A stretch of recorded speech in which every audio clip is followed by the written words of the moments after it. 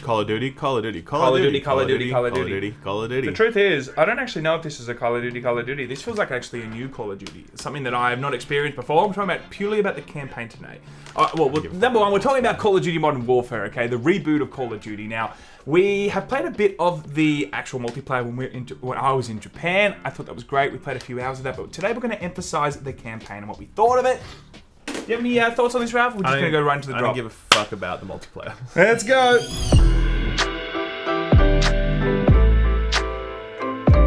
Yeah, I mean, I don't really care about the multiplayer side of this game because just, I have no interest in what I know Activision will eventually do to it in terms of monetization.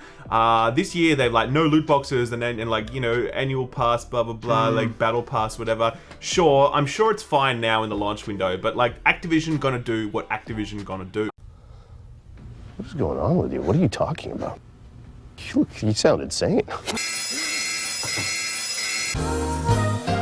Are they going to give us a red dot again? I want to know. Yeah, all that shit. That. So, I don't care. Also, as well, I've heard that a lot of people really like the multiplayer, but a lot of people hate it for how campy all the maps are and stuff.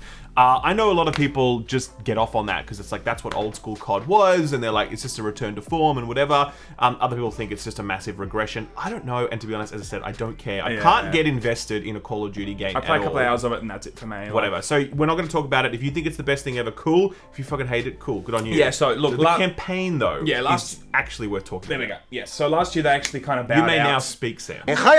Last year they kind of bowed out of the whole campaign idea. A lot of people were very annoyed about it, but the data suggested that there was only there was a sizable amount of people that played campaign, but it was all about the multiplayer for a lot of people, right? They've come back to the campaign, and I'm really surprised how good this campaign was. It was so fucking good, and there were so many elements to this that I was like, yes, let's talk about this. Let's show this stuff. Let's show the grittiness.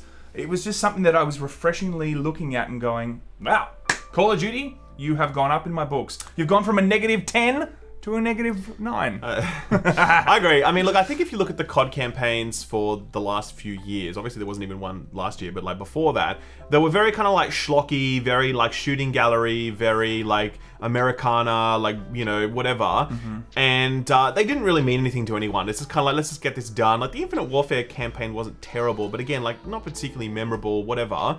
But I feel with this one, it really has taken a very different direction, both in terms of its tone and its gameplay.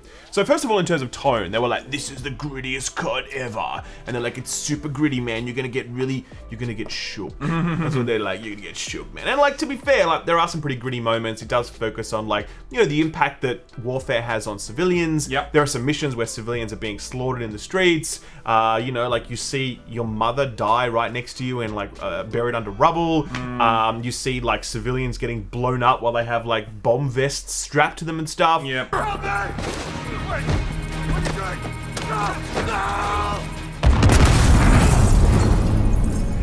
Sounds good to me. There's definitely some moments that you're oh, okay, cool. Well, yeah, sure. That's confronting. Yeah, look, I definitely felt like this whole thing was trying to say something more than I've seen other CODs say something. It's more let's give you big explosions and whatever, and maybe a cool gritty protagonist.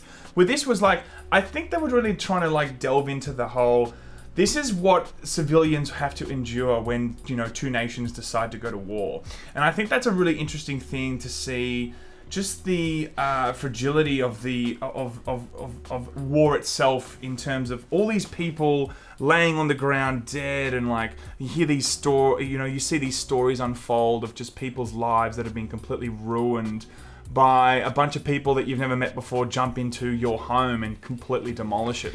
Just interesting things I really like to see. I mean, don't like to see, but you know what I mean? I'm yeah, show me more. No, but interesting concepts that I think that we've definitely seen in film, and I want to see more of it in movies. I feel in games. I feel I would phrase it slightly differently, because I don't really think this game is really saying much. I think what it's trying to do is just provide a lot of shock value, right? I think there are lots of moments in there where you're whoa, and it's that guy just got executed. Do you know what I mean? It's a lot of that, but it doesn't have any narrative thread running through it that provides any kind of grounding or commentary. You play from the perspective of lots of different people, and it kind of jumps very quickly between them. There's no central character providing some kind of inner monologue or voiceover or context to that. It's just kind of one big set piece here, followed by some really tense mission there, followed by another mission here in the streets, followed by this, and it's kind of like there's lots of big moments within those that are kind of like, whoa, but nothing that really forces you to like actually or nothing that's actually trying to say something meaningful about all that. One of the main protagonists is a female that's been fighting alongside the British and the American intelligence, and I feel like the whole story is very much woven around the fact that chemical warfare has,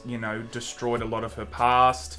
I do feel like it is trying to say something about, how her past with her family, how they passed away, or how her brother, had to make choices that ultimately destroyed her family also. Yeah, but it's so Hollywood. Like, I mean, I just feel sure, like... but it's Call of Duty. There has to be explosions. Exactly. There has to be explosions. But that's, I think, the point. Like, I feel like, there are a lot of other games that you can... That's not true. There's some other games you can play, Spec Ops The Line, that really provide a far more sort of incisive view of warfare and says a lot more stuff. Even stuff like Metro Exodus or, the Metro series, I think is a much better commentary on the nature of, like, warfare and struggle and, like, the sacrifices that civilians have to make. Because I think those games speak with a lot more voice than I think Call of Duty is doing. Yeah. So while I agree there's like, her parents were killed and she's an orphan and blah, blah, blah. It's like, yeah, cool. Like, a lot of that is just kind of like, cinematic backdrop stuff that feels very generic. I personally disagree, because when I was playing this campaign, I was given more than what I was expecting from a Call of Duty in terms of I agree with things that. that were put in front of me in warfare that I think were strategically done to make you, ask more questions than you would have usually in a Call of Duty game. But look, apart from that, like, the actual characters themselves, I think were really strong in some departments. Captain Price, cool character. That it was only a 6-hour campaign. They don't have a lot of time to flesh that character out. I thought he was really well handled. He was the only good character. I think it was great because they were showing that, he's a product of war, but also he retained his moral compass. I like to see that there was a tussle between being in war all the time and his humanity also trying to fight with him. I like seeing that.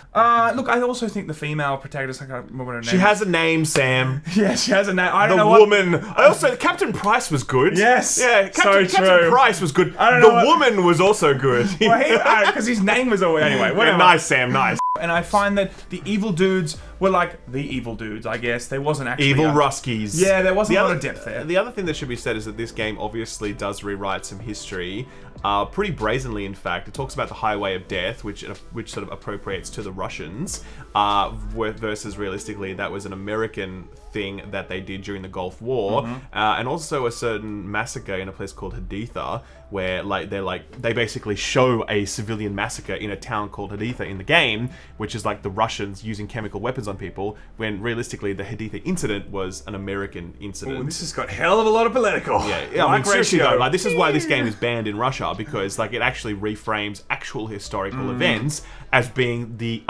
Russians that did it, fault. even though it was the Americans that did it. Yeah. So like, we're not going to get all into the politics stuff, Sure. but I would say that it's pretty bad when you don't treat history with the respect it deserves and you rewrite it for convenient narrative. Definitely. I'm okay. Battlefield 5 didn't do that. I'm okay with like making the Ruskies evil. Like, I love Rocky 4. Don't get me wrong. I'm okay with that. But what I'm saying is, if you're using real life events, then you can't just rewrite them. Yeah. Because that's not right. Yeah. It's definitely poor taste. I think though that the biggest contribution this COD makes is actually in its gameplay, and I think that's where it says more about warfare than its story ever could. There are a number of missions in there where you are sort of like, not the big set piece stuff, not the stuff where you're like, storm the battlefield. Fuck that, it's boring, right?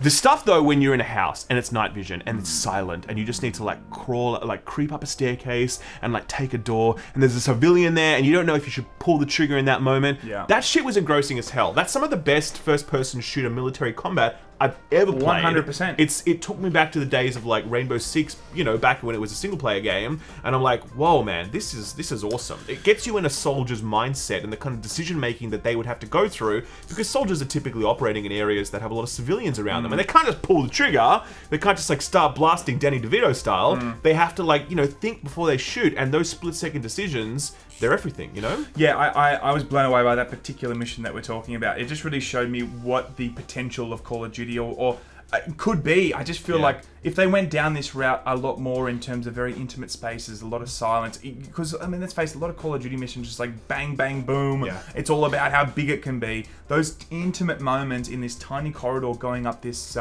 was it was a 3-story building. It felt like it was a 6-minute mission, and it was a 3-story building, but it felt like it went forever. But in because such it was so tense. Yeah, I mean, and you're right. Like there was, a woman laying on the bed, and there's an AK there, and you're like, is she going to grab it? Like all this kind of very split-second kind of decision making made such a great experience. And I think that those were the moments in this whole campaign of 6 hours that I was like, yes, this is on a great track. I feel like if some other developer were willing to take these gameplay mechanics and bother to tell a story that's actually interesting and confronting and thought-provoking, you could have a fucking awesome game. Like Spec Ops: The Line is the one that's mentioned a lot. It's really like one of the only war games in the last forever, really, that's kind of like been willing to tackle these issues in this way. And if you had that kind of narrative with this kind of gameplay, you would have a phenomenal title. And it really just opened my eyes to the kind of game that could be made if you wanted to make that game. Yeah, I'm actually quite happy with what they've attempted here, though. I actually don't think this is a. I don't think it's bad attempt at all. Don't get me wrong. I think it's a good move forward for Call of Duty. I hope that they get a generally good reception. They hear the community. They have. Good, great, and then they move off that and try and do more. Interesting, deeper concepts in their new campaigns. I would love if Activision announced we're making a single-player Call of Duty spin-off title that's basically like Rainbow Six Siege or whatever, takes those moments and then builds a really confronting narrative campaign out of it. Like, that would be just the best thing ever. COD will never do it because you can't monetize it, right? But it would be cool if it happened. Maybe someone does that. Maybe they'll just like make all this shit like Guitar Heroes, and like the next 10 years we'll just see like 14 Call of Duty rip-offs, spin-offs. Well, that's already what they've been doing. Just one COD every year. I don't know what I'm talking about. But ultimately, guys, it's not a bad campaign. It's not a bad campaign. Really worth playing. I don't think it's worth, because the problem with COD is that you can't get it on discount. So I would like try and find it secondhand or borrow it or rent it or something, because COD games don't ever like reduce in price. Like 4 years ago, Call of Duty Ghosts, I think, is still $60. Like, what a meme, right? But I think if you can get your hands on this campaign and you can play it for 6 hours and then whatever, I think you can have a really good time with it. I think you're really going to like find it interesting. And I think the gameplay that you're going to experience is really going to stay with you. The boring story stuff, whatever, but the gameplay is going to leave a lasting impression. Yeah, and look, if you're looking for a realistic graphic, this is one of the best games I've ever seen. As well. The gunplay is so good as well. Beautiful mechanics, but also when you put your night vision on it, like, oh my god, I don't think I've ever seen a war game that looks so goddamn real. Like, it's just incredible. Definitely worth jumping on, guys, for a lot of reasons. Anyway, don't give Activision your money, but if you can somehow play this game without giving Activision your money, just steal it, okay? That's what you should do. Walk into a shop and be like, "Man, bitch."